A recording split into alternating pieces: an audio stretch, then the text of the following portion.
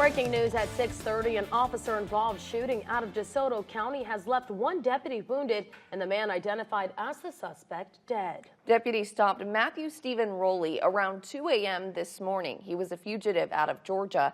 Investigators say he pulled a gun, fired at them, and deputies returned fire. Rowley was pronounced dead at the scene.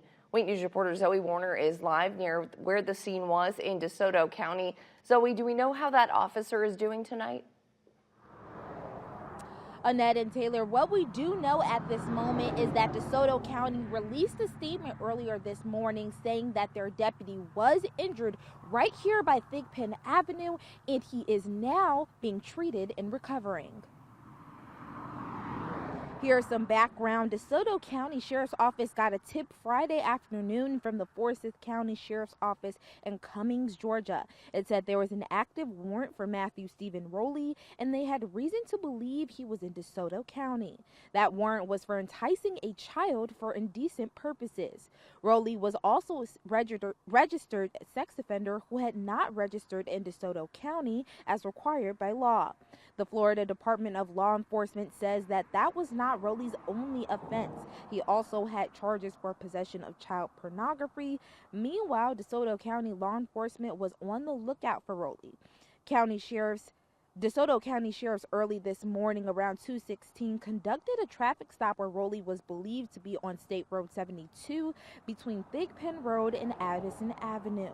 While identifying him, investigators say Rowley pulled out a firearm and started shooting at deputies. One was hit multiple times.